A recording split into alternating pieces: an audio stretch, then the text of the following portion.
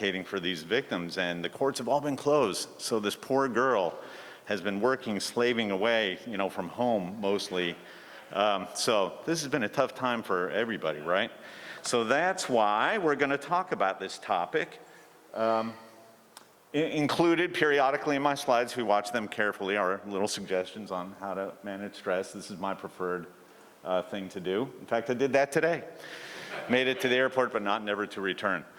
So, and this is going to be our agenda. It's funny, Randy said, where'd Randy go? Oh, there he is. Okay. He said, I'm so glad we're talking about this because it never gets talked about. And I'm like, that's so true. Why not? Because ministry burnout did not start with the pandemic, right? The pandemic, like with other burnout professions, have kind of brought it to the forefront. But I presume those of you who are involved, not only in the ministry staff, but Mary and I have done it. We've been elders, Bible talk leaders, we know. It has been a prime burnout time, but it's always been there. This has always been a burnout thing to do, working in the ministry. So interesting, he mentioned that. We never talk about this. Yeah, that's right, maybe we should start. So that's what we'll do today. And if we do this right, hopefully this is going to make you uncomfortable, because for the first time in your professional careers, we're not talking about your Bible talk, we're not talking about your congregation, we're not talking about the health of your sector or whatever, we're talking about you. We're going to talk about you. So hopefully it will make you uncomfortable, because you guys don't get talked about enough, unless it's behind each other's backs, and we don't want to do that. So let me ask you this, open question. Why are we talking about this?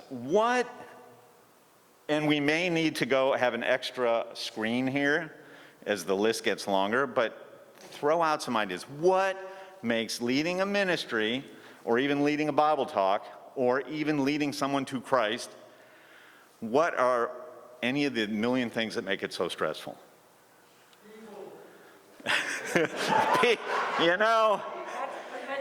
That's it right there. Thank you. We're going home. If it weren't for people, this would be so much easier. We worship God, we read our Bibles. Yes, totally. We're making some that's right. The decisions we help them make affect their families, their spiritual lives, about a million other things. Emotions. How long can you deal with emotions day after day? Oh, we do that. I forgot. We've been psychologists now for almost 40 years. Actually, for 40 years. Day in, day out, the way we handle that, how have we managed to deal with such emotions all the time? I personally have hardened my heart. I form a protective shield around it, and have chosen not to care, really. I'm really good at putting on the face, though, and looking empathetic, but truly, I no longer care. And that's how I've managed to survive. No. I'm kidding. We don't do that. We're actually going to talk about that later. Yeah, how did you get responsible for everyone else's messes? But somehow you get put in that position. Marriage, finances, yet you're you're responsible. Help us, do something about this. What else? Yeah. I think regrets, like when you leave the conversation and you're like, oh, I should have said that. You go home, you play the tape in your head, and you lie awake for the next 3 hours with your eyes wide open. Yeah, I think we all know what you're talking about. Way in the back.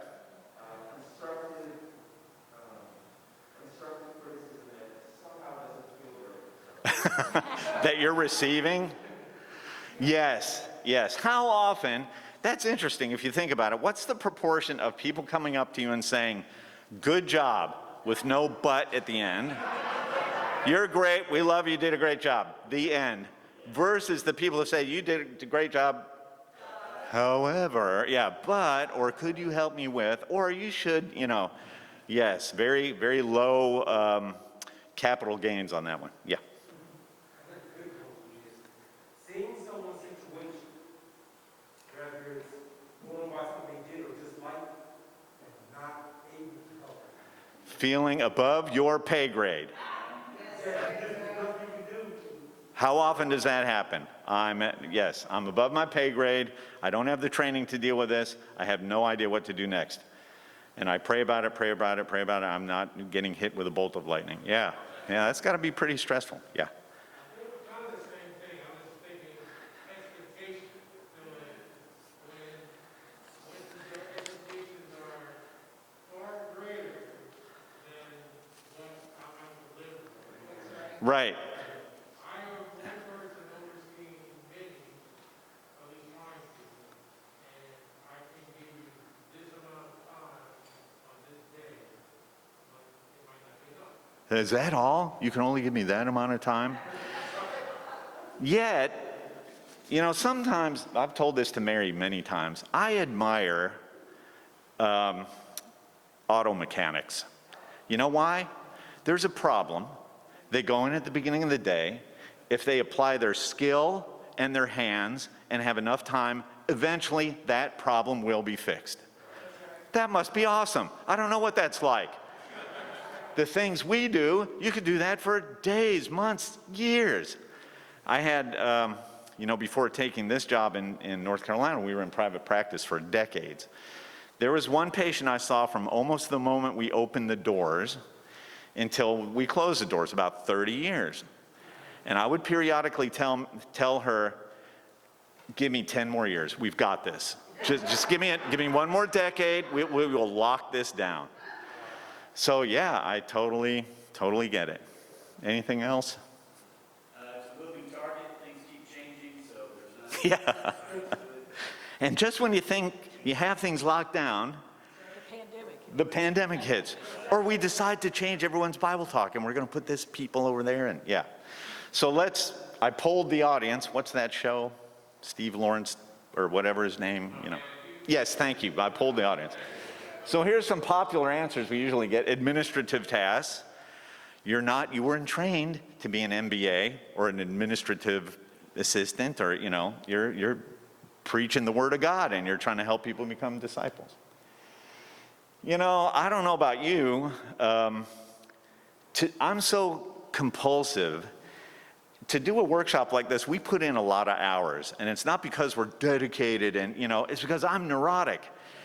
And I have only one reoccurring dream. You know how people have dreams and they have these reoccurring dreams? Well, I dream I can fly or, My one recurring dream is I'm in high school and I get cast in a play. And I'm cast in the lead and I'm like, oh, this is great. And they put the script in my hand and I'm like, oh, I can't wait to learn this. And then they say, the curtain's going up. Go, get out there. And I wake, it's one of those you wake up and you go, because I have to so I take hours to prepare stuff. I'm sure some of you do too, preparing sermons. Yeah, you're not going to get sympathy from us. Yeah, but we do feel you here.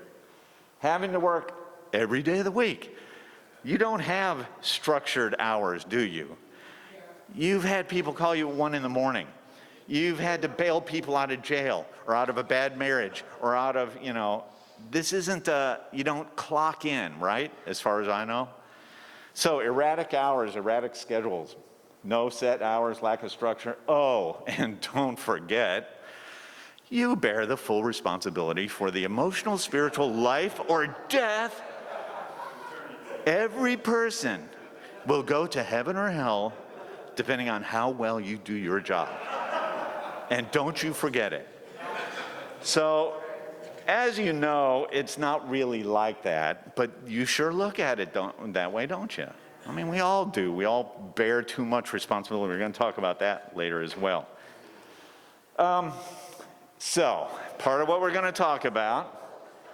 So I'm a neuropsychologist. I work with the neurological and biological substrates of mental disorder. So don't let me get off on a tangent. I can tell you all about stress it's not an emotional thing, it's a physical thing. You've heard of the fight or flight response, right? Some people now say fight, flight, or freeze. So it's a complex biological process. Your brain perceives something threatening. And it sets up this chain, this neurological and hormonal chain, that goes down the hypothalamic pituitary adrenal axis, it's called the HPA axis, and tells your adrenal glands, which sit on your kidneys, to secrete stress hormones like cortisol. Those stress hormones course through your bloodstream, and their job is to get your body ready to fight or run. Heart starts racing, respiration goes up, stomach motility slows down, eye pupils dilate.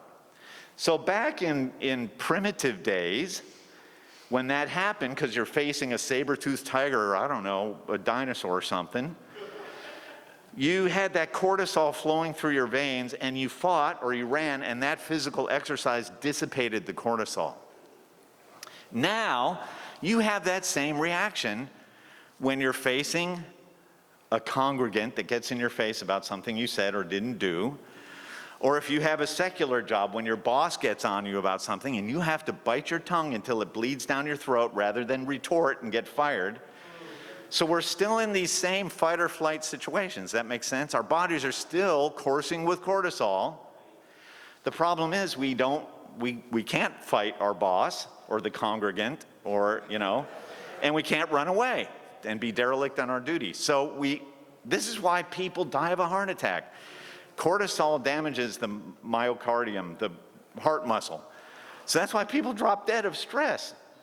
This is why one thing that we'll talk about later that's super important for stress management is please exercise. If you don't exercise regularly, you have these stress hormones coursing through your veins, and hopefully you're not settling yourself down by drinking or something maladaptive like that.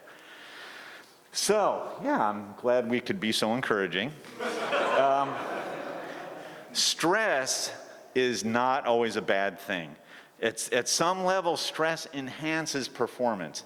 Plus, there's two kinds of stress. There's distress, which is the kind we're used to talking about. Bad things happening, pandemic, demands of people in your congregation. There's another kind of stress called eustress. It's the stress that comes from pleasant things. Like, there's a wedding. You got to plan for a wedding. Your in-laws are coming in to visit for the weekend. Okay, that might be the bad kind of stress. Depends on how you look at it. A baby's coming. I just got a promotion at work. So there's good stress associated with good things as well, but it's just as damaging if you don't do something about it. Once again, a little bit of stress keeps you on your game, right? It's out of fear of having that recurrent dream that I do really work hard on doing our workshops, preparing them. But there's a law of diminishing returns. When it goes over the top and the stress is leading your life instead of enhancing what you do, then we're in trouble. What happens then? Well, distress leads to chronic stress if you don't do anything about it. Chronic stress leads to burnout, which we're going to talk about extensively.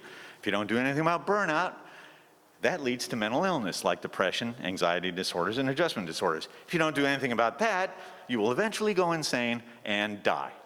So I encourage you to keep doing that, because Mary and I will always have a job as long as you follow this path. So Dave mentioned that my job now is to train young physicians. So we talk, they're in their 3 years of residency. So we talk to them extensively about this. They're so busy. They have so many things to do, especially now during the pandemic. We have to nip this in the bud early before it becomes chronic stress. Does this happen to ministry leaders? Yeah, we'll talk about that in a second. But burnout is a term we use all the time, don't we? But no one really understands what it is. We don't have an operational definition of burnout. Like I said, this is something I talk about a lot with our young residents. So there's science to back this up. Burnout is a loss of enthusiasm for work, feelings of cynicism, and a low sense of personal accomplishment. And you're thinking, check, yeah, been there. In men, now this is interesting, in men, the low sense of personal accomplishment is less prevalent and may not even be a defining factor. What?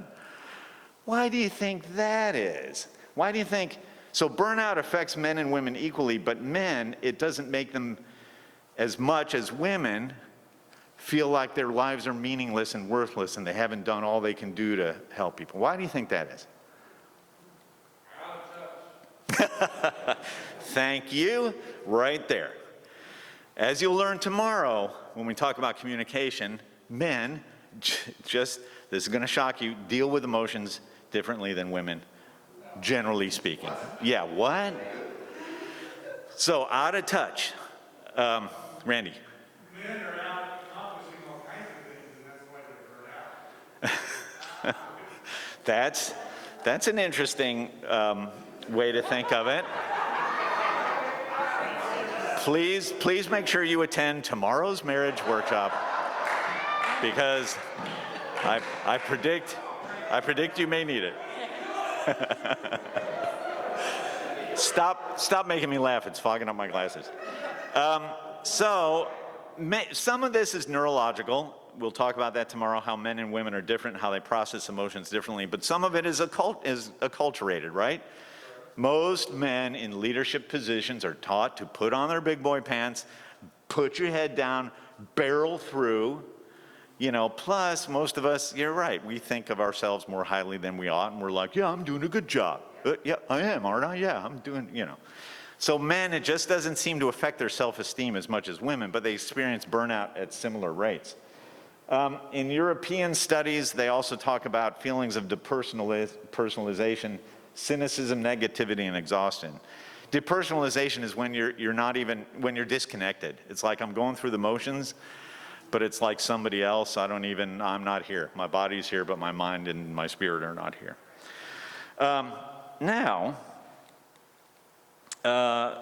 So is this a ministry thing? Does this happen in ministers as well, ministry staff? I actually found research that applies, but that's been done on pastors of all different faiths in the United States. The point at which a pastor, church leader, or missionary gives up, unwilling or unable to continue in the ministry. I'm going to assume some of you have been there, have gotten to that point, or at least thought about it. Others of you have said, oh yeah, it happens to everyone else, but not me. I'm above and beyond that. So nothing, we don't do anything in science without statistics. So I brought a bunch of statistics. 1,500, and this, I've followed this research, it gets periodically updated. 1,500 pastors leave the ministry each month due to moral failure, spiritual burnout, or contention in their churches. Do you know what moral failure is? Have you ever heard that term? Good, because then I can talk about it. Moral failure or moral injury is a critical thing that doesn't get talked about enough outside of medicine and the military. Moral injury is when you're asked to do something that's fundamentally against your character or your core values or beliefs. In medicine, this happens when, you're a physician in an emergency room and you have to triage a patient and decide which of these two patients gets treated and which one doesn't. Sometimes it's whoever has the better insurance. In the military, it happens when someone who is fundamentally a peaceful person and vowed never to take a life ends up shooting a total stranger. That's moral injury. Does this happen in the ministry? I will never forget. This must have been in 2003 or thereabouts. Remember pruning? I don't know if we prune. We had a new church leader in our church, and I think we were Bible talk leaders. I was a new Bible talk leader, and I wanted to impress our new ministry leader. So along came one of these prunings. So the pruning mission was if a couple or a person has not been in church so many days out of the month, you go and tell them that they're going to be taken off the rolls. I knew that was wrong. To my core, I knew that was wrong, and I didn't want to do it. And who did they assign us to talk to? This lovely young couple they were brand new Christians. They were brand new disciples. They didn't know, they needed guidance. They didn't need to be pruned. But we went in because I wanted to do the right thing and prune them. And to this day, I regret it. I tried to find them, tried to get in touch with them. To this day, it's a moral injury. And I'm not a ministry leader like you guys are, so that must happen to you a lot. So moral injury is a real thing and a serious thing.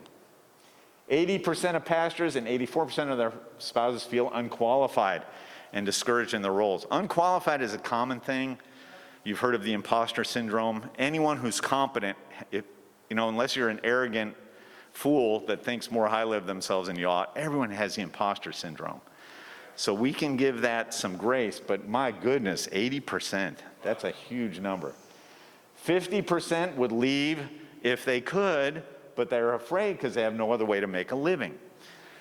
We talk a lot about, after '03, how many ministry leaders reinvented themselves, like in amazing ways.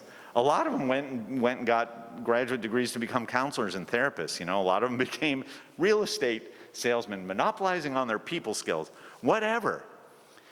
So I don't know about you, but we tell young ministry leaders, might want to have a plan B. The budget and the way we establish our churches and fund them is mercurial at best, so you might want to be trained for something else, just in case. Just a suggestion. 70% said that the only time they study the Word is when they're preparing their sermons. Oops. Almost 40% said they have had, oh my goodness, an extramarital affair since beginning the ministry. We'll talk about why that happens. 80% of seminary and Bible school graduates who enter the ministry will leave within the first 5 years. So if it's going to happen, it's going to happen soon. So some of you are like, 6 years, I made it. So I'm in for the rest of my life. 90% said that their Bible school training did only a fair to poor job preparing them for the ministry, especially in things that we're attuned to now, like mental health and marriage counseling and grief counseling and a million other things. Pastors are 35% more likely to be terminated if they work less than 50 hours a week. Wow, that's working pretty hard. And some of you are like, I haven't seen 50 hours. That's way in the rearview mirror. I'm like 180 hours a week. 80% of pastors believe their ministry negatively affects their families. That's a crime right there, I think. 80% say they don't have sufficient time with their spouse. 55% receive support and accountability from a small group. So in other words, only half have referent authority, someone that they can be friends with or talk to. In fact, that's with our aging ministry, that's getting harder and harder, where senior ministers no longer have peers in their congregation. They're the oldest. Look at Walter. He's 120 years old. He no longer has any, Fortunately, he married a young wife, but, 45.5% have experienced burnout and depression and had to take a brief break from ministry. This is something, this is a self-serving promotion, but in the next Telios Journal, I have an article on ministry burnout where I talk extensively about sabbaticals and why those are good and why Walter shouldn't have one. 57% don't have regularly scheduled exercise routine. Shame on you. But shaming you about this is not going to do it. That's not how we work with obese patients. We don't wag a finger and say, life or death if you don't exercise. You have to come to this conviction yourself. So if you have all these things piling up on you, you may experience specific kind of burnout called ministry burnout. But fortunately, you have your choice. There's several kinds of ministry burnout. So I would like to give you a menu of ways that you can feel burned out. The first one, according to this article by Kevin Halloran, physical burnout is triggered by a lack of exercise, physical effects of stress and sleeplessness. The overloaded schedule and stressful lives of many pastors drive them to forget exercise, eat unhealthy foods, and sleep less. When speaking on burnout, John Piper said, "Nothing brought me closer to quitting than sleeplessness." If left unchecked, physical burnout can cause a weakened immune system, aches and pains, change in appetite, and feeling tired all the time, and you could work yourself literally to death. So that's physical burnout. Perhaps you would like to choose that, or you're on the road to that. The problem is, and we're going to say this several times tonight, you have got to move self-care, especially things like exercise, from the "I'll do it when I get a chance," from the "it's a luxury, not a necessity," to the I must do this, life or death. This has got to have a higher priority. Perhaps you'll experience relational burnout. Related to emotional burnout and can be caused by strained relationships with other church leaders. What? You don't have strained relationships with each others or your congregants? Day after day interactions with energy-draining people, blood-sucking people, make the role of a pastor or ministry leader unusually susceptible for this kind of burnout. Physical exhaustion, drama between church members can make pastors isolate themselves to get a break from relationships. Can you imagine being in a relationship-oriented profession that you're in and saying, I've got to get away from relationships, at least for a few, give me a few minutes to be alone. I would love that. So that's relational burnout. Maybe that's happening or happened to you. There is emotional burnout, which can be felt when a shepherd feels like they have no one to shepherd them. This is super important. We've got to address this. This kind of burnout can wreak havoc on a minister's marriage and family life due to the feelings of isolation common in ministry. Emotional burnout can numb your ability to have normal emotions and have a sense of failure and self-doubt. You guys are your own best group therapy leaders. Prior to now, I feel like there's been a culture of silence about ministry exhaustion, like there was a cultural silence of mental health until we started, rattling the bars about it 21 years ago. So we now have to admit, okay, guilty as charged, please someone, peer, colleague, friend, help me with this. We got to start talking about this. And lastly, spiritual burnout, felt when pastors neglect their own spiritual lives while trying to pour into the lives of others. Many pastors don't have anybody pouring into their lives and do not seek the life and strength of God for spiritual refreshment. If you don't desire to encounter God through prayer or scripture reading, you may be suffering from spiritual burnout. So I think you're more familiar with that, and you've had to deal with that periodically. So, once again, you have a choice. You can pick your kind of spirit of ministry burnout, or you can accept all of them, or have felt all of these. So there's your menu of spiritual burnout. But it doesn't end there.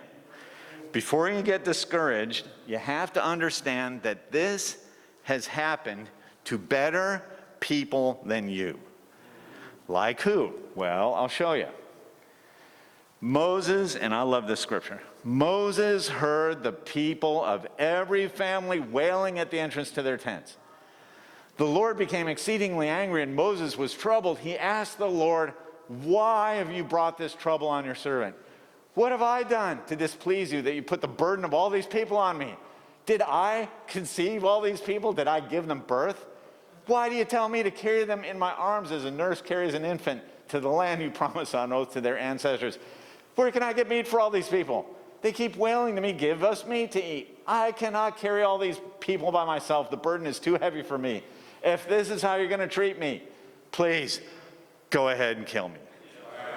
If I have found favor in your eyes, and don't let me face my own ruin."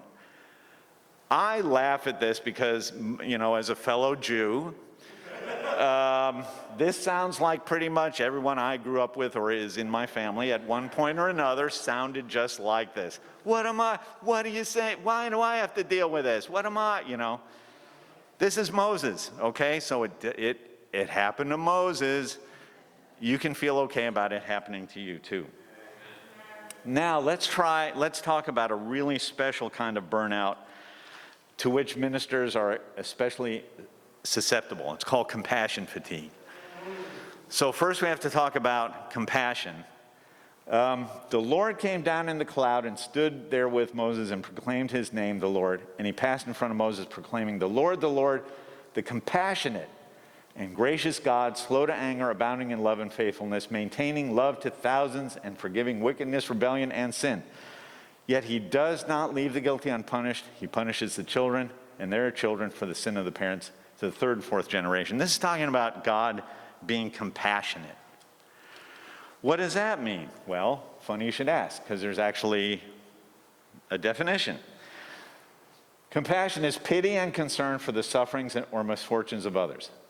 Compassionate is feeling or showing sympathy and concern for others.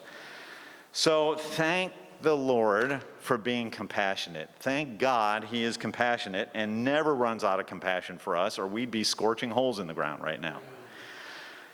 And we love what we do. We try to emulate God's compassion, don't we?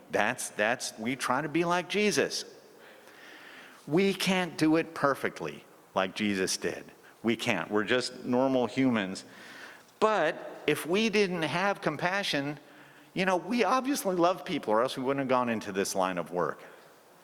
So we have to have compassion towards others, but it can lead to, because we're human and not God, it can lead to compassion fatigue, also known as secondary stress. This was actually, they came up with this in the 50s. They were doing studies on nurses and what happened to nurses dealing with trauma all the time. Since then, it's been studied in a bunch of professions. Any kind of helping profession is subject to compassion fatigue. It's been in child welfare workers, first responders, firemen, EMTs, and so forth, veterans, of course, even lawyers. I say that, forgive me if you're a lawyer, our son is a lawyer, our son-in-law is a lawyer, we got lawyers all over the place, so I'm just teasing. But yes, even lawyers experience this. What they found is that a high percentage of people who work with trauma victims or people who go through traumatic times or struggle with really bad problems start to develop this cluster of symptoms. So like what? So you may be thinking, why are we talking about this? I'm not in the ICU, I'm not a nurse, I'm not an emergency medical technician. But think about it, this happens to ministry leaders too. As disciples, you're in these intense situations, right? These intense, life-threatening situations, marriage-threatening situations, potentially catastrophic family situations. You're dealing with these things in addition to people's spiritual crises, marriage crises, family crises. So it's understanding if you develop these symptoms. So these are symptoms of compassion fatigue. Hopelessness. Decrease in experiences of pleasure, something we in psychology called anhedonia, which is when you can't feel joy anymore. Constant stress and anxiety, sleep problems, nightmares, bottled up emotions, isolation from others. Negative attitude where you're just cynical all the time. You complain, you can't, everything's bad. Difficulty concentrating, decreased productivity. Substance abuse to mask your feelings. If you don't exercise and get rid of that cortisol, like I said, you might subject yourself to maladaptive things like, I gotta calm down somehow, so I'm gonna start drinking. Compulsive behaviors like overeating, overspending, things that make you feel good at the moment. Fatigue, lack of motivation towards work. We call this anergia, which is not having energy, not feeling motivated to do what we like. And feelings of self-doubt and incompetence. And that's what we don't want, decreased empathy for others. So compassion fatigue, which is a real thing and has these symptoms, actually has 3 components. Compassion satisfaction refers to the level of satisfaction you get from your job. If your compassion satisfaction is high, it's protective against compassion fatigue. So the more you love what you do, it mitigates compassion fatigue. It makes you better able to do this in the long run. If you don't love what you do, maybe you should rethink, I don't know, maybe there's something else you can do that you love to put your God-given talents to work in another way. I don't know. Burnout, we've talked about, it's the mental and physical exhaustion. And inability to cope with the continual emotional demands, continual physical demands of your job. And secondary stress refers to when people deal with trauma situations, if they didn't experience the trauma themselves, they begin to react as if they did. You've heard of PTSD, right? What a lot of people don't know about PTSD is, everyone associates PTSD with the military. You've been in combat and you've seen people hurt or blown up right next to you. Where we work is on the footstep of Fort Bragg, which is the biggest military base in the world, I think, by population. You bet we see our patients in our family medicine clinic, lots of vets, lots of PTSD. What people don't know about PTSD is you don't have to have actually been there to experience the thing to have the PTSD. For example, after 9/11, just people watching it every day, rerunning those videos, there was this outbreak of PTSD. So by your dealing with people every day who've had traumatic experiences, if there's no let up and you don't take care of yourself, you're going to start showing the same stress. That's why it's called secondary stress. Now, are there people who are more vulnerable to this kind of stress? Mary, as was said, is the smarter one, so I'm going to let her answer that.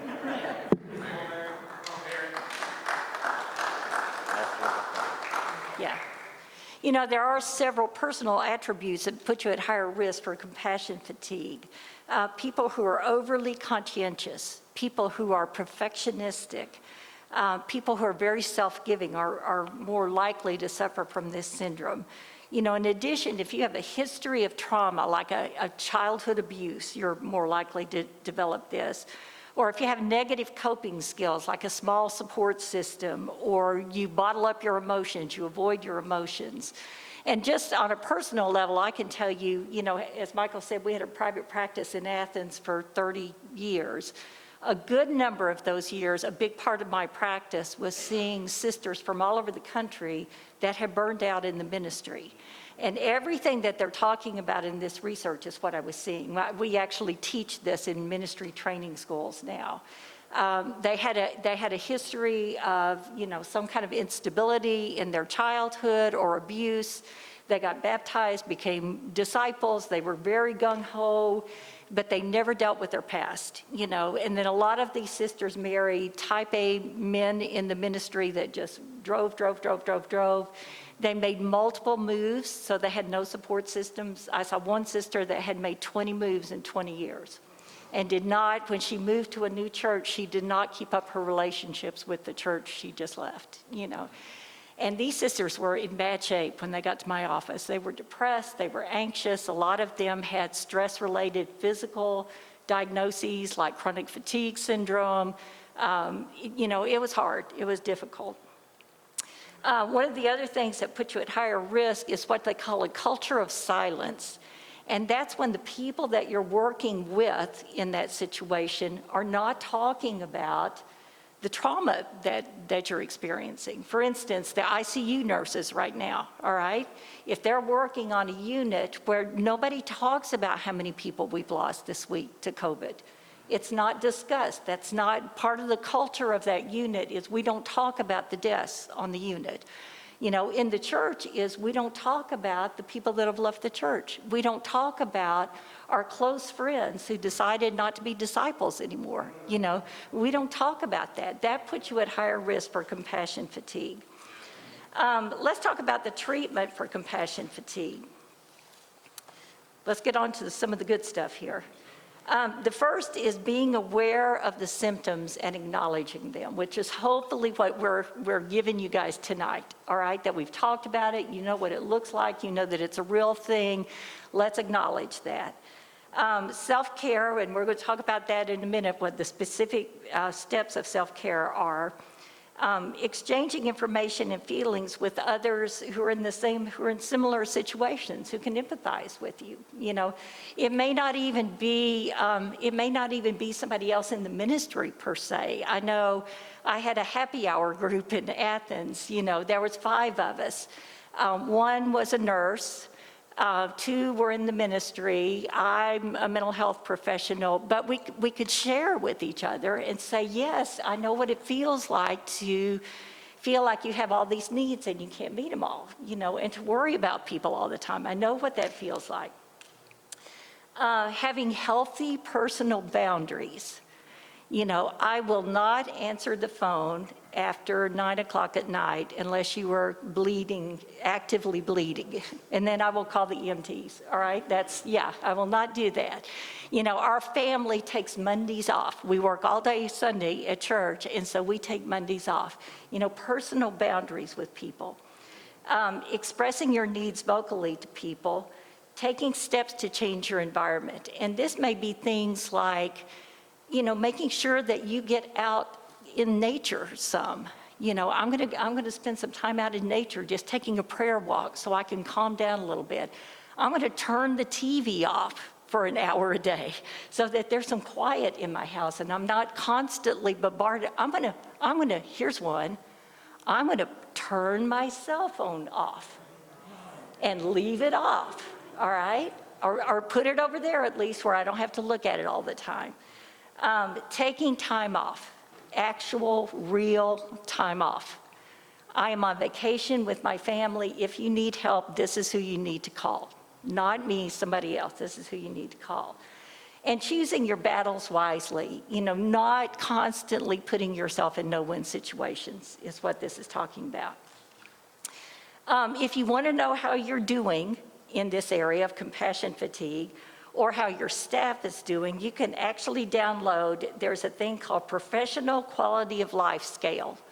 And it measures those 3 components that Michael was talking about, the satisfaction in your job, the stress level.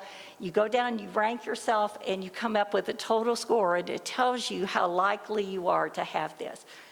This takes about 5 minutes. It's super easy. It's fun to play with, so just download that for yourselves and see how you're doing. Whoop. I'm gonna grab the water, yeah. Oh, she'll be back, don't worry. I want to add a little bit about this culture of silence because, like I said, with the physicians I train, that's killing them. Like, we train family medicine residents, which is a little different. They tend to be more compassionate, but they've told me when they do rounds like surgery is you do not complain about the long hours, having to show up at 3 in the morning, having to stand on your feet. If you complain about that, you're out of here because you're just a baby and a whiny baby.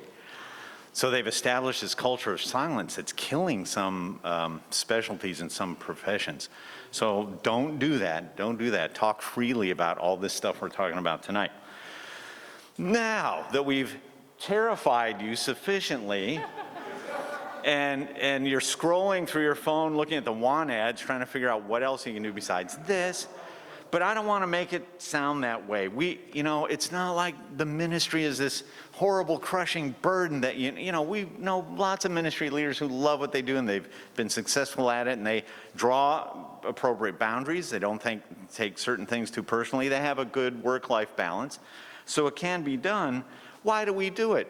We love people. We can't imagine doing anything else because we love people. We love God.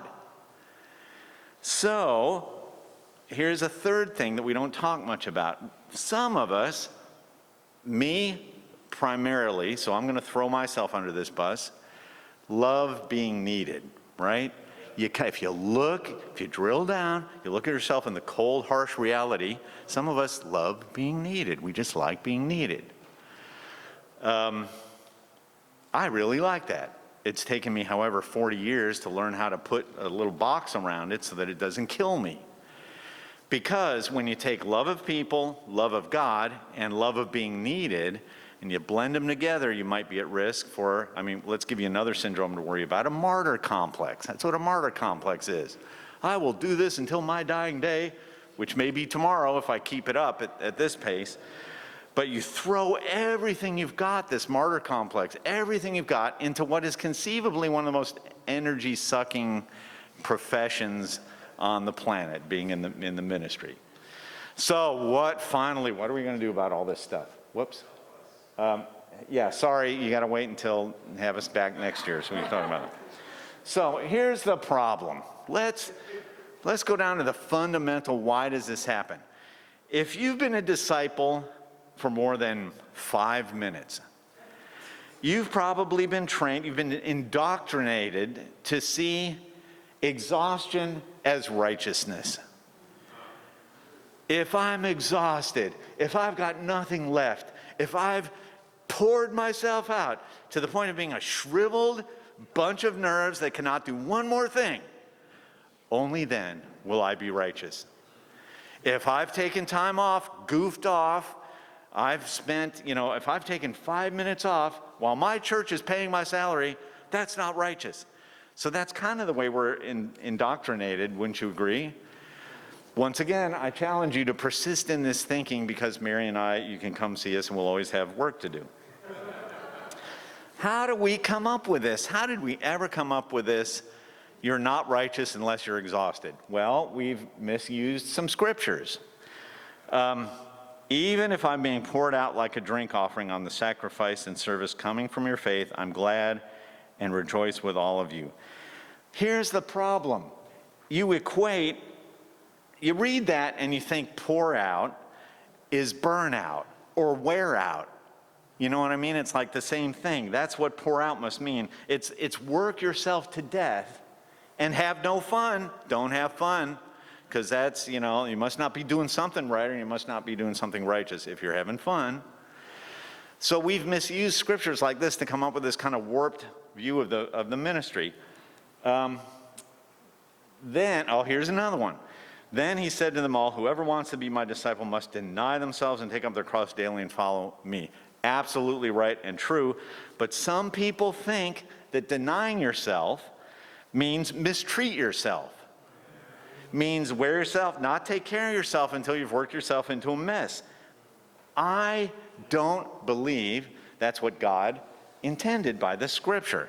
How do I know? Because there are other scriptures where Jesus says, come to me, all who labor and are heavy laden, I will give you rest. I'll give you rest. Take my yoke upon you and learn from me, for I am gentle and lowly in heart, and you'll find rest for your souls. For my yoke is easy. My burden is light. The burden is supposed to be light. If you're not managing the burden well, it doesn't feel light. It feels crushing and overwhelming. But that's not the way it was intended to be, obviously. Let's talk about what we're doing physically to our bodies. Or do you not know that your body is a temple of the Holy Spirit within you, whom you have from God? You're not your own, for you were bought with a price, so glorify God in your body. Our body is on loan from God. It's the rental car that our soul is in while we're on earth. I wish he'd given me a newer model, but that's beside the point.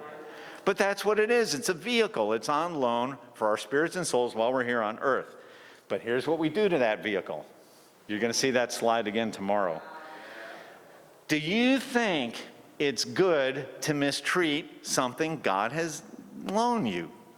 If you're working yourself to death, you're giving in to stress because you feel it's righteous and just, I'm not tough enough, I got to keep it up. That's not right. You're damaging this gift that God has given you. If you're not taking time to maintain this thing that God has given you, if you're not glorifying it by taking care of it, making that a priority, then you're mistreating this gift of God. You need this thing to get around, right? A lot of us take better care of our cars than we do of our own bodies. We take better care of our pets than we do of our own bodies. So the things we're going to share for the rest of tonight, none of this is going to be a revelation and go, oh, wow, I never thought of that. This is all common sense stuff. We'll give you some specifics and practicals. What I want you to focus on is not, oh, I never thought of that. You've thought of this. What I want you to focus on is move it from the when I get a chance to the I must do this priority. First thing we're going to talk about, rest. Remember the Sabbath day by keeping it holy. 6 days you shall labor and do all your work, but the seventh day is a Sabbath to the Lord your God. On it you shall not do any work, neither you nor your son nor daughter, nor your male or female servant, nor your animals, nor any foreigner residing in your town. For in 6 days the Lord made the heavens and the earth, the sea, and all that's in them, but he rested on the seventh day. Therefore the Lord blessed the Sabbath day and made it holy. Do you feel rested? If you feel rested, raise your hand. Good. No one raised their hand, because if you did, I was going to point you out as a liar and tell you to go confess that sin to someone. It says God rested. Let's think about that. Did God need rest? Does God get exhausted? No. He could have done this for an extra day. Why did he do this? Why did he make it a law that you had to rest on your Sabbath? Because he knew us. He knew if he didn't put a limit, we'd work ourselves to death. Now, working yourself to death seems noble on the outside. And if we're working ourselves to death for the salvation of mankind and for the salvation of souls, that's one thing. Most of us are working ourselves to death because we're afraid and we're worried. If we don't work ourselves to death, it'll be financially catastrophic, or we'll get fired, or this person in my Bible talk isn't going to do well, or something like that. So God knew this about us. He knew we would work ourselves to death because we're neurotic. Or maybe I'm just confessing again my sin. I don't know, I'm throwing myself. But we've trained ourselves as disciples to feel guilty if we're not always doing something in the service of our ministry, I think. And I think that's why God mandated rest in the Old Testament. He ordered the Sabbath. It was a requirement in Old Testament times. But think about this. Long before that, long before he commanded that you rest on the Sabbath, he mandated rest in our bodies. Our bodies have to sleep. Isn't that interesting? So God said, if you don't do this yourself, I'm going to make it so it happens anyway, where you're eventually going to drop and fall asleep while you recover. Sleep is restorative to the mind and to the body. A lot of stuff happens while you're asleep. Muscles get repaired, memories are consolidated. One of the reasons we think we dream is you're consolidating all the things that happen during the day, sorting the wheat from the chaff and sending the important stuff backwards into the file cabinet. But a lot of other stuff happens. The reason sleeplessness contributes to obesity is because appetite regulating hormones, leptin and ghrelin, are active when you're asleep. And if you don't sleep enough, your appetite is disinhibited. So a lot of stuff happens when you're asleep. It's really, really super important to get enough sleep, especially if you have a history of mental illness like depression or anxiety or bipolar disorder, because lack of sleep, man, you mess with the serotonergic system when you don't sleep, and you'll go way off the rails. That's why we're so concerned with our patients about them getting sleep. Now, before we talk about how to get better sleep, are we any good at it? No. Between 35 and 50% of adults get inadequate sleep, which has to be, for most people now, it changes with age. For most people, that's 7 hours a night. Some of you are like, I haven't slept 7 hours a night since I was an infant. I haven't seen 7 hours of sleep since, I was in a bassinet. Sleeplessness, like I said, is associated with increased risk of diabetes and hypertension because of these hormonal and neurochemical imbalances that happen while you're asleep. Inadequate sleep is associated with obesity, 4 times greater risk of stroke, increased risk of death by accident. Why? Your brain will make you sleep. If you haven't slept, you'll have what's called a microsleep, which is anywhere between a fraction of a second and 30 seconds where you fall asleep. Doesn't matter if you're running a tractor, driving a car, painting a painting, it doesn't matter. When I was say what? Preaching a sermon. Preaching a sermon, yes, yeah. That happens to the congregation, not you. I don't think you have to worry about that. So, yeah. When I was a graduate student, I had a fellowship that made me drive from Athens, Georgia to Rome, Georgia. And I had to be there by 8 o'clock when the schools opened. So that means I had to get up at 4 in the morning, drive 3 hours to Rome, work all day, and then head home. So as I was going home, you went around Atlanta on 285 if you've been there. I remember several times that what woke me up was my hands falling off the wheel into my lap. And I'm like, it's one of those, oh my goodness. So God must have really wanted me here, because that happened a lot of times. So you will micro sleep whether you want to or not. I have a colleague who's a therapist. Remember Beta telling us his story? She once fell asleep during a session with her patient. And she woke up 10 seconds later and the patient said, "Did you have a nice nap?" So that's why it's increased risk of death by accident.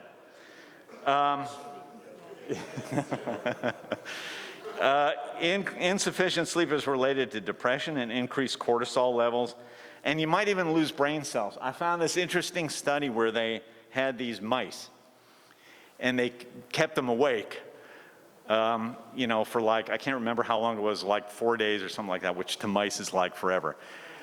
At the end of this 4 days, like the mice are like smoking cigarettes and, drinking coffee and I don't know. But they had lost brain cells in the locus ceruleus, which is a part of your brain in the brainstem that helps govern mood, regulation of mood. So that's why if you don't get enough sleep and you lose brain cells in the locus ceruleus, you might get a little crazy. So a lot of you are thinking, yeah, I want to get more sleep. I realize I need more sleep, but I can't sleep. I'm not good at sleep. What can we do about it? Besides exercise, which we'll get to. Good sleep hygiene. I talk to my patients about this all day, every day, ad infinitum. Here are some hints of good sleep hygiene. Naps. Naps are good. Naps that countries that have naps built into the working day, siestas, have been shown to be more productive. Their workforce is more productive. Less accidents, less, inattention. Here's the deal. It can't be for more than 30 minutes. If you nap for more than 30 minutes, you go into what's called sleep inertia, which is that feeling, you know how every once in a while, every 15 years, you finally get a nap on a Sunday and you sleep for like 3 hours and you get up and it's like your brain's in a fog until you go to sleep again? That's called sleep inertia. That won't happen if you contain your nap to 30 minutes or less. Big deal here. Don't believe, no screens. Don't believe what they say about blue light, filters. Light is light. Light stimulates the optic tectum, which is the part of your visual system that makes you awake. So no screens an hour before bed. And then people say to me, well, what am I going to do? And I say, well, you go find one of those, what are they called again? They're like leafy, and you can, oh yeah, books. Maybe try one of those. Remember those? You can read a book. No screens an hour before bed, especially for kids, which have fun with that battle. You'll have to have us come and teach a parenting workshop for that one. Alcohol, although it helps you get to sleep quickly, it disrupts sleep architecture is the phases of sleep. You go through several, they're called epochs, which are phases of sleep. You go through those several times a night. Booze disrupts that. So you go to sleep quickly, but it messes up REM sleep, so you don't feel rested. The same with food. Guilty as charged. In fact, I wait for Mary to go to bed first. And I'm a carb hound. So she'll come down the next morning, she'll like, what are all the Cheetos doing around it, Yeah, so guilty as charged, but don't do it.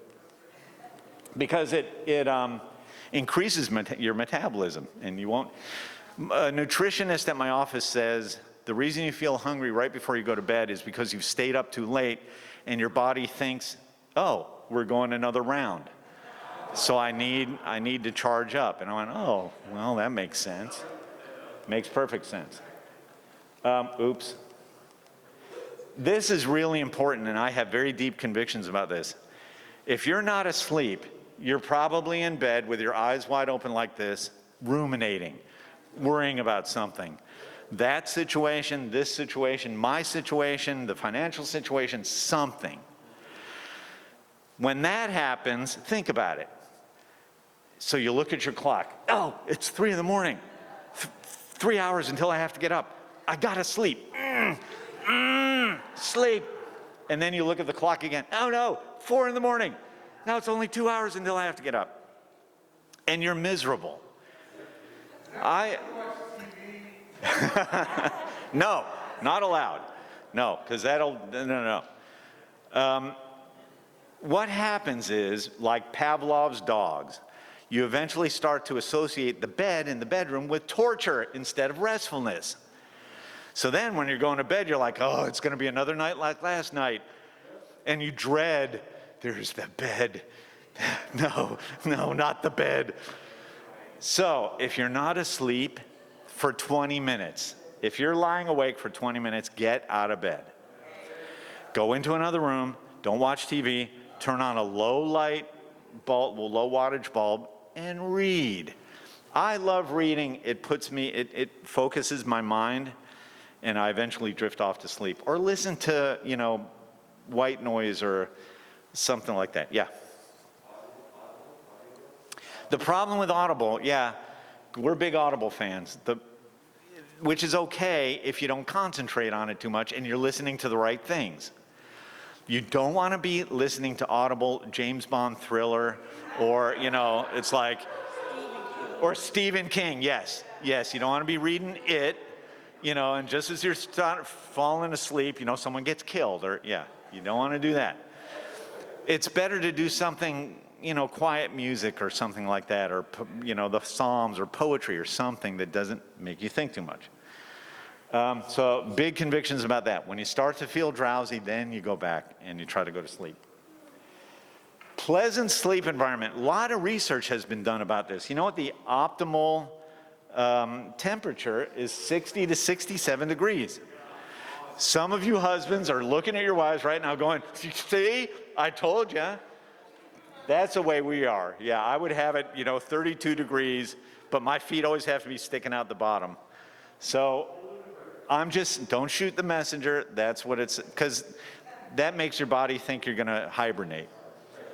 Blackout curtains decrease ambient stimuli.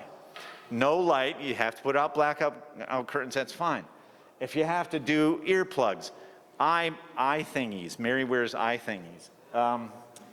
Earplugs, noise machines, the white noise makers. For my comfort, I'm just saying, if I cuddle with my Star Trek sheets, I just sleep better. I just do. It provides me comfort. Yeah, so, who knows? You might hear more about Star Trek tomorrow. I don't know. Now, if good sleep hygiene doesn't work, you can resort to other means like like medications. However, the role of medications for sleep is to get you back on a cycle, not to become dependent on them. And you don't want to do benzodiazepines like Xanax or Klonopin for sleep because you'll get addicted to them. They're highly addictive. You can take them short term. I've trained our physicians, if you're going to do Xanax for sleep, give them 5 pills and that's it. After that, we got to do something else. Lunesta, Ambien, they purport to be non-addictive, but what people don't know is they work on the same benzodiazepine receptors in the brain, so they actually are. Plus you have all these weird, people sleepwalking and building a nuclear reactor in their sleep and stuff like that. You can, melatonin, melatonin is good because it's created by your thymus gland. It's the hormone that regulates wake and sleep. However, melatonin is best to get you on a cycle. It's best for like jet lag, when you've crossed time zones or you've had to do a night shift. That's what melatonin is great for. The other thing is people tend to take too much melatonin when they don't need it. You really need 3 milligrams max. 3 milligrams melatonin. People are taking like, I didn't sleep well last night, so I'm going to take 28 milligrams, or I'm going to eat this whole bottle. It doesn't work like that. Just 3 milligrams should do it. Any more than that, you're just going to urinate it out anyway. So medications are just to get you back on a cycle and then get off of them. Oh, yeah. Benadryl, Benadryl is like a miracle drug of the 20th and 21st centuries because it helps with so many things. The problem with Benadryl is it dries out your mucous membranes, and some people feel really pokey after a night of Benadryl. Benadryl is bad for the prostate long term, just thought I'd let you know that.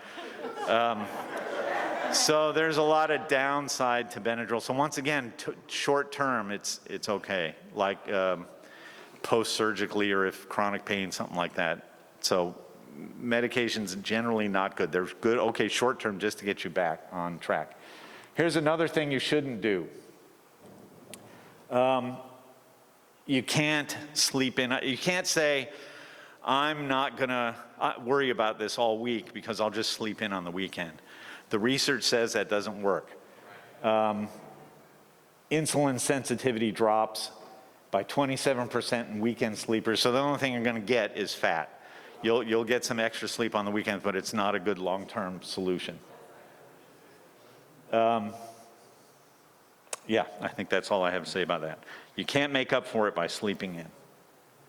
Now, I think I'm going to let Mary talk about the next bugaboo. All right, the reason I'm up here talking about diet is because that picture is all of Michael Shapiro's favorite foods, all right? If unsupervised, he would eat this at every meal. We actually had the family had to have a French fry intervention one time where we said, you cannot have French fries with every meal. So we know, I mean, and you know, and we think of this as just being physical health, which it is, physical health. But what we're actually talking about here is mental health and mood as well, which we don't, I'm like my third or fourth continuing ed workshop about nutritional treatments for mental health disorders, which is fascinating, fascinating. So the same things that we're supposed to be eating to look good in our swimsuits at the beach is what we're supposed to be eating to keep our brains healthy, all right? And we know what it is. You cannot turn the TV on, you cannot pick up a magazine without knowing what it is, all right? Less sugar, less fat, fried foods, processed foods. We're supposed to be eating whole foods, vegetables, right? Fruits and vegetables, lean meats, fish, good fats, omega-3, right? We know it, you can't, we know it. It's told it over and over, we hear it. But it's super, super important. And like I said, we don't think of it as being connected to our brains, to our moods. We just think about, oh, how am I gonna look in my new outfit, you know? But it's super important for our brains as well. You know, it's overwhelming sometimes to start reading about some of this stuff. But, you know, for instance, if you were drinking 6 Diet Cokes a day, you're going to be anxious, period, all right? You can't take in that much caffeine and not be anxious. If your diet is heavy in sugar, you're gonna be doing this all day long. Mood, energy, thinking ability, all day long, up and down on the sugar roller coaster, right? I mean, that's what happens to us, you know? So it does affect us. You know, what I would encourage you to do is change the one thing you know you need to change, okay?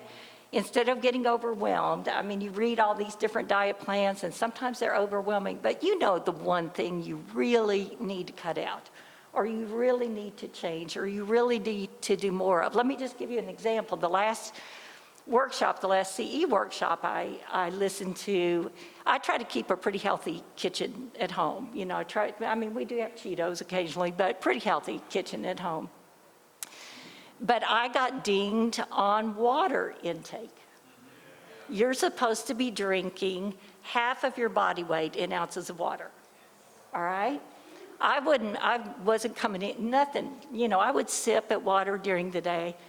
And I thought, and after we moved from Georgia to North Carolina, I got diagnosed with hypertension, no family history of it, no reason to have it. I mean, you know, stress is what it was probably.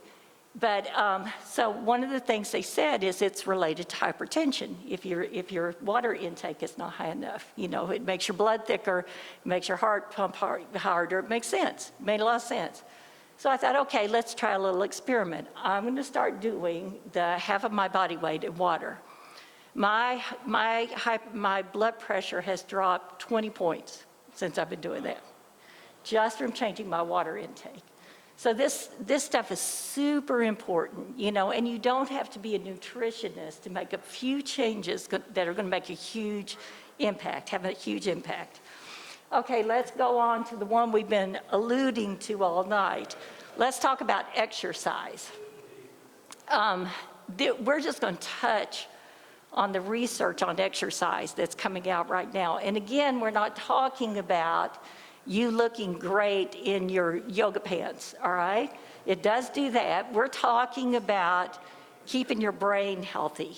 You know, mood and memory is what we're talking about here. There is a study that says if you burn 350 calories 3 to 4 times a week in sweat-producing exercise, It is as effective in treating mild to moderate depression and anxiety as prescription antidepressants. You know, when I see a patient in therapy for depression or anxiety, the first homework assignment they go home with is you're going to come back and tell me how you're going to exercise 3 to 4 times a week and what kind of exercise you're going to do. That is homework assignment number 1. Before we talk about medication, before we talk about anything else, we are going to start exercising. The research indicates that the parts of our brain that control rumination, worrying over and over and over again about things, when we exercise, it actually kind of reroutes the blood flow from those parts of the brain. So you don't worry as much. You know, you go get on the elliptical, you're worried about something, you go get on the elliptical. You come back and you feel more relaxed about it, you know. And we do this daily. We do it pretty much every day. Complicated physical exercise, and this is stuff like playing tennis or dancing, my favorite, you know, something where you have to think while you're doing it. It actually reverses the effects of stress at a cellular level, and it also increases our learning ability. You know, so if your kids are struggling in school, put them on a soccer team, all right? Put them in a dance class, all right? So that they get that kind of feeding to their brain. We all know that exercise produces endorphins, which are natural painkillers. It increases growth factors in the brain and may ward off dementia. There's one study from Sweden that says they took 2 groups of men. One group were genetically predisposed to dementia and the other group was not. And they had them both exercise. It reduced the rate of dementia in the people that were predisposed to dementia 4 times. They were 4 times less likely to get dementia because they were exercising. So again, we're not talking about just the physical effects of it, but we're talking about the mental effects of it. So you might have to get creative on the exercise during the pandemic. We, you know, we have a gym in our neighborhood and blah, blah, blah. We always use it. We're very committed to exercise because, I mean, let's face it, do you think this comes easy? Right here? Right, no. I had to work to make this happen, right? Good luck with you. We now live in a townhouse. So when the gym closed down during the pandemic and we couldn't do a lot of things, this townhouse we live in, it's small, but it's tall. There are 31 stairs I counted from the garage to our bedroom. So we started doing stadiums when we got home. Now we have a 70-minute commute now to and from work, so it's the end of an exhausting day. But we'd get home and we'd say, all right, we're gonna do 6 sets of 5 stairs and see if we can lower our time each, you know, so you gotta get creative and make yourself do it. With my patients, they might only be able to do something like, I say, what are we gonna do for exercise? All I can do is walk to my mailbox and back, and I say, fine. If that's all you can do, but here's the rule. Your exercise has to be vigorous enough that you can't talk to somebody while you're doing it. If you can carry on a conversation, you're not working hard enough. So as long as you're not able to carry on a conversation and you're not overtaxing your heart, this is fine. This is a good place to start. Now I will confess on the diet thing, Mary's right. She keeps me honest, but every so often. So where I work now, you know, it's a medical school, so the whole faculty is physicians and we're all into this stuff. We have a diabetes clinic, we have a weight loss clinic. Every once in a while, what I do is I peek my head out in the hallway, make sure no one's looking. I get in my car. Now I've got, in Fayetteville where we work, I've got all the McDonald's plotted so that I'm not seen at any one McDonald's twice within the same year. So I've got it all computed and plotted out. So I go in and make sure none of my colleagues are there, and I've got to have that once every few months, that Big Mac. And as I'm eating it, I cry in shame at my weakness, bitterly cry at my weakness and try to repent. So I'm just saying that to, you know, we're only human. We're only human. we have to be, yeah. It's a no silence, culture of silence on the McDonald's thing. Let's talk about another thing which happens to me, my favorite stress management thing. Hobbies. Now, this is another thing where people say, oh, that's just a luxury, but I want to talk about its importance. Now, first, let me apologize for this graphic. I put it in there because it's got my favorite hobbies are motorcycle and martial arts. I've been doing martial arts for 30 years. I don't know what the guy in the blue is doing there. My guess is well, someone said, well, that's what someone said. We were doing a workshop and said, oh, it's in astronomy. You know, he's looking through, and I went, oh, I thought he was hitting the bourbon. And, you know, you don't want to do that. The top one on the right, oh, maybe it's bird watching. I never thought of that. The top one on the right is cricket, which I've always been interested in learning about. So we did a workshop in South Africa once. Many of you know the Rentons. So it just so happens there was a tournament. And I said, Justin, you're going to explain to me cricket while we're watching this tournament. And these tournaments go on for weeks. 5 days later, I still had no clue. I was like, what? You can throw it backwards, you can bounce it, you don't wear mitts. I'm like, what? So don't do that because it will just stress you out trying to figure out the rules. Everything else. Here's the thing. There's, studying your Bible is the best thing for spiritual recovery and spiritual health. Mental health, hobbies, doing something that's mindful. The concept of mindfulness this is a thing psychologists use. Mindfulness is being in the moment. When you're not worried about the past, because it's past, can't do anything about it. You're not worried about the future. It's not here yet. I can't worry about it. You're doing something that engages you so much, all you can do is live in the moment. Now, all the evidence, all the research supports, anytime you read anything about wellness and well-being, yoga, meditation and yoga, number one, best thing, greatest thing in the world. However, I'm the one, it's great for mindfulness. I have trouble doing that. I'm wearing tights that I'm always worried look stupid, or I fall asleep, or the yoga instructor will say something I don't understand, like, open your chest to the world. I'm like, how do you do that? What does that mean? With me, I do other things that engage my mind. That's partly why I like riding motorcycles. Yes, it's dangerous. Yes, you could die, blah, blah, blah. However, while I'm riding, you are totally in the moment. Because if you're not, you'll get killed. So it forces you to be in the moment. Plus, there's the smells and it's a very physical thing when you get into curves. See, here's someone who knows.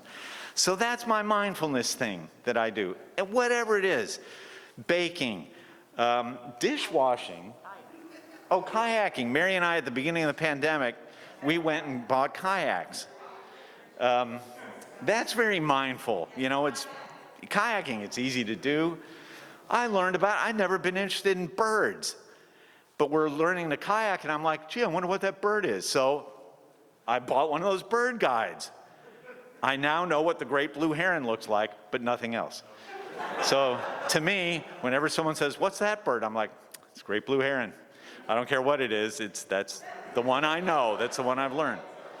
So these are all mindfulness activities. They get you to be in the moment and not worry about other things. So mindfulness activities, that's the benefit of hobbies. I read a thing once on dishwashing. The way we work in our marriage, she cooks, I wash. Always been that way. It's the best way to do things. I can't cook, and I'm neurotic about being really, washing really thoroughly. So I read this thing about how when you wash your dishes, you can make it a mindfulness thing. You feel the water, you hear it, So hobbies are a great, all right, some of us are not buying this, but there are other mindfulness things you can do. Knitting, baking. When we interview these physicians I work with, every year we have to interview about 100 of them to replace the ones that are graduating. We accept 8, but we interview 100 to get those 8. And I always ask, what is your hobby? And they say, well, prior to medical school, I used to do this. And I tell them, you're going to keep doing that while you're a resident, or you're going to go crazy. You know, I challenge you to not say, I don't have time for this anymore. I'm going to say, this is what you must do to survive.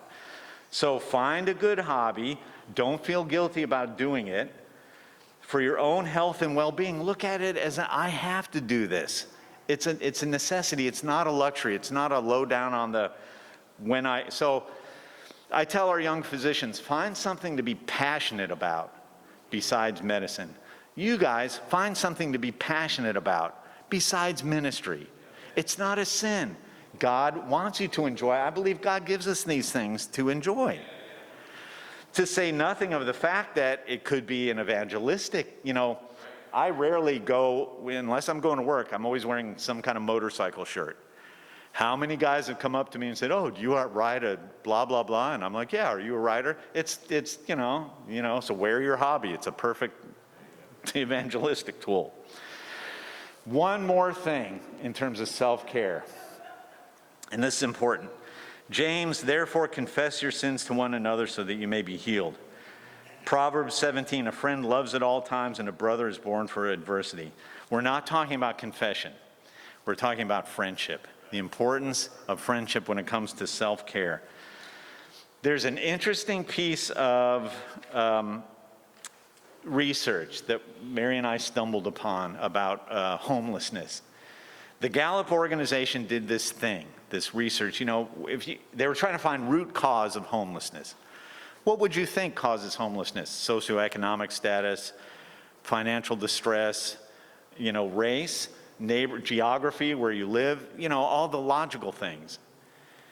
What they found out is most homeless people, when it came right down to it, and they said, what caused your homelessness? It was lack of friendship and lack of support from friends.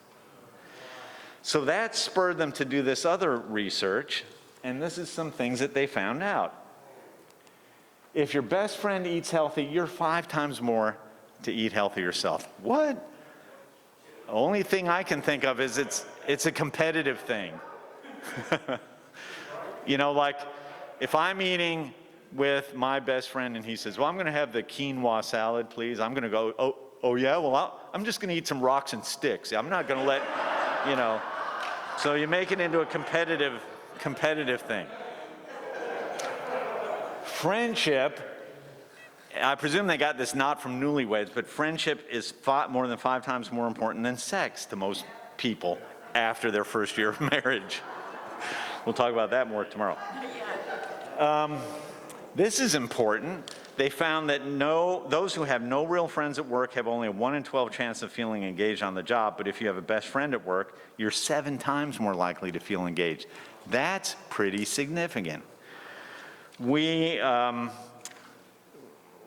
tell this story really quickly. We had when we were in private practice, we had the same office manager for 28 of our 30 years. She made a career out of helping us. She was great. She was very efficient. But she didn't really like people. That's what made her so efficient.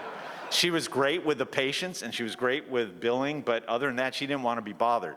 So she tucked herself away in her little office and worked efficiently all day. That's why I didn't realize how much she did for me until she left. When she left, we hired this lovely young kid, but mother of 3 young kids. So there she is. She takes the place and she's working, and it occurred to me her dynamic was a little different from Diane, our previous office manager. And I'm thinking, what's going on here? At about the same time, the office across from us hired an office manager of their own, about the same age as our office manager. And our offices were connected by a back hallway. So all of a sudden, I start seeing this other office manager showing up in our office, talking to our office manager. Me being the stingy, curmudgeonly-like boss that I am, I'm like, hey, what's going on here? You're taking my office manager's time, which is money, right out of my pocket. But then I remembered this research.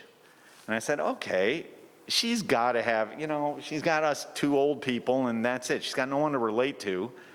So I started permitting this and even encouraging it.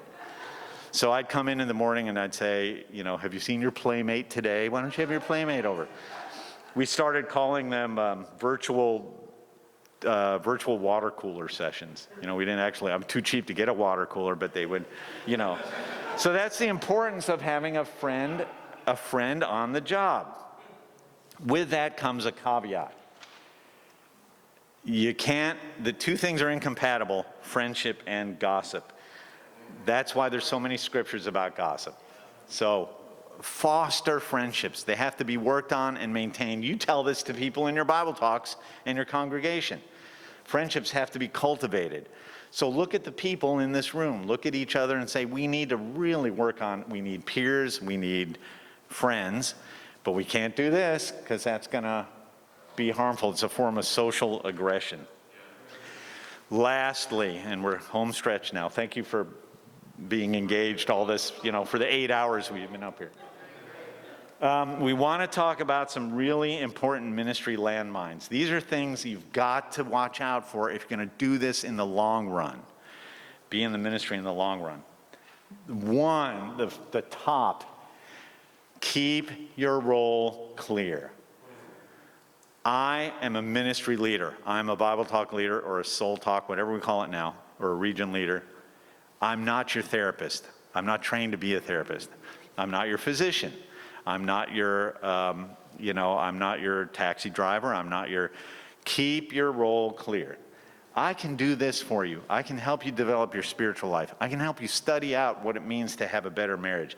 I can't be your marriage therapist. I'm not trained to do that. I can't be your counselor to help with your depression. I don't know how to do that, but I can get you pointed in the right direction. Keep your role clear, what you can and can't do. When you don't, there's some other bad thing that could happen. Do you know what this term transference means? It came from Sigmund Freud, my man, my boy Freud, who, you know, Freud, when he's developing the discipline of psychotherapy, most of his patients were middle-aged Viennese rich women, you know. So he's working with these women, and he would find out that they'd react to him like some of them would fall in love with him and idealize him, and, oh, you're the father I never had, and you're the only one who understands me, and you're going to guide me. Or they'd treat him like the man that abused them or the man that mistreated them or didn't understand. So they'd project these bad experiences onto him, displace. If you've ever given a sermon and you've stepped off the pulpit and someone comes up to you and says, you know, blasts you for it, and you're like, where did that come from?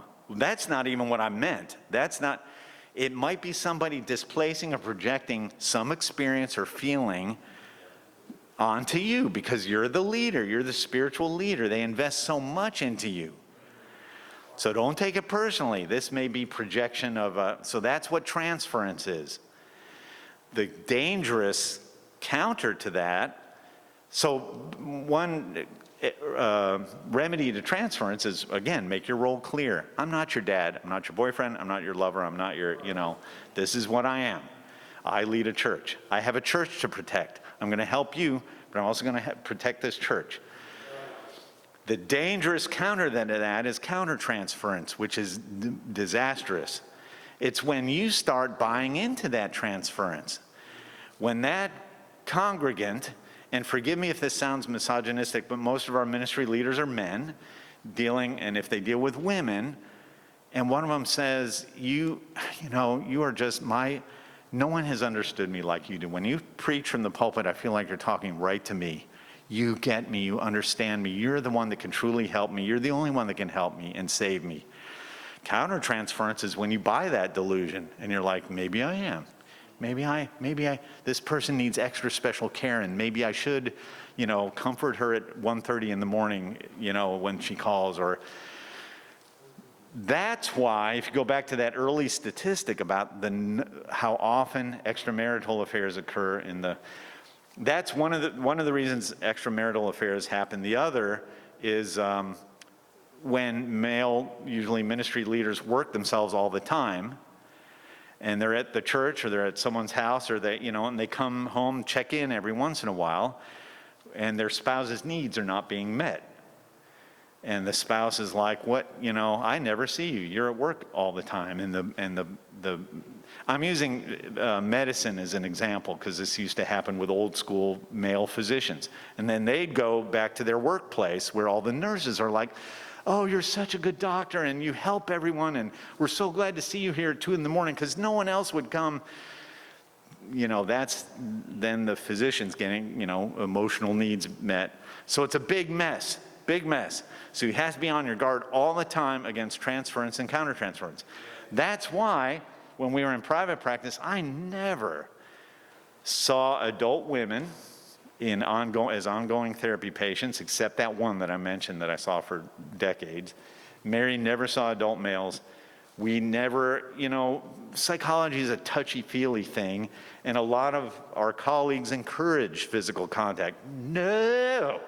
Not around, no, that lady I saw for 30 years, the only time I hugged her was when we shut the practice down after 30 years and I said goodbye. And that was a side hug.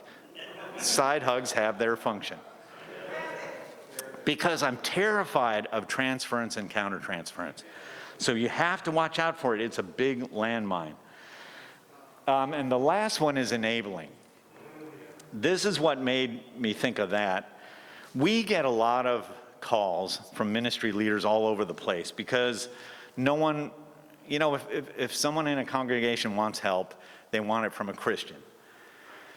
So if you can't find a Christian psychologist, psychiatrist, therapist, so they end up calling us. They usually say, hi, I'm from Alfalfa Breath, Indiana, and we have someone in our congregation that needs to see a therapist. Do you know someone out here? We're not telepathically connected. No, we don't know someone there. But anyway, the point is, they'll say, so we'll talk about the problem, and I'll say, well, why don't you, I could see them here for an evaluation and get them pointed in the right direction. We'll come up with a diagnosis and treatment plan. Then we'll help them find someone in the state that they're coming from. Then the ministry leader says, all right, let me make an appointment for the person. And I'm like, no. It doesn't work that way. You're enabling, the person has to have some skin in the game by taking responsibility for their own spiritual or physical or family wellness. You do what you can do, and then you say, you really need to do this on your own. What story? Oh, yeah. So Mary and I we did a workshop in the Bahamas, and they said, we want you on such an afternoon. We have this couple we need to consult with you about. They're really in trouble. So we go into this room, and it was like this. Every ministry leader in the church in Nassau was there, a room full. And they're like, this couple does this, and they do that, and the husband does this, and the wife does that, and they've done this for years, and they've done that. When they were all done, Mary and I said, where are they? Oh, I don't know, they're not coming to church much anymore. And we're like, well, I hate to, we can't force people to do what they're supposed to do. You can lead the horse to water, but you can't make them drink. So to enable them is hurting them in the long run. So be really careful about that. People have to have skin in the game. That's why when we were in private practice, we charged disciples money. We actually made them pay for our services. They have to have some skin in the game. So for the long run, we know lots of ministry leaders that have done this for a bazillion years. The ones that do it best are the ones that at the end of the day say, I've done everything I can do. It's 9 o'clock, I gotta get some sleep, I'm gonna shut my phone off, I'm gonna close the door, and I'm done. That's what I've done. Tomorrow's another day. So if you can develop that attitude and not enable and not get sucked in, set boundaries, and take care of yourself the way we're talking about, you'll be in it for the long run. Now, if all this has seemed overwhelming, and you're like, oh, so basically I have to fix everything, sleep, appetite, exercise, everything. Here's what I would I do this with our young physicians. We do a personal wellness plan. I tell them to come, we do a 4 square. I said in each square there's health, personal achievement, altruism, which is what kind of impact are you having on your community beyond what you're required to do for your job, and awareness, which is personal, what are you doing to develop yourself professionally or emotionally or spiritually? So I'll tell them to make this square, and I say rate yourself 1 to 5 in each of these squares.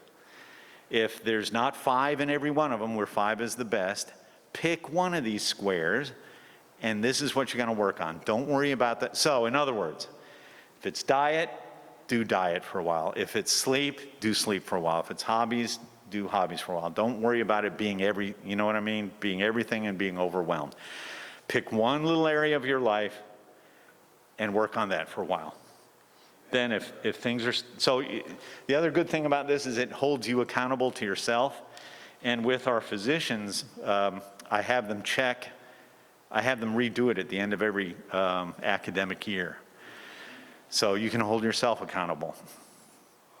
Yeah, and if that doesn't work, sorry, too bad. Because we're sure not going to help you. So what is the point of all this? Ultimately, the righteous will flourish like a palm tree. They'll grow like a cedar of Lebanon. They'll flourish in the courts of our God. They'll still bear fruit in old age. Stay fresh and green, proclaiming the Lord is upright. He's my rock. There's no wickedness in him. If you take care of yourself, if you honor your body, if you draw boundaries, you don't overstep, but you continue to love people, then you're in it for the long run. All right. I thank you for your attention. Oh.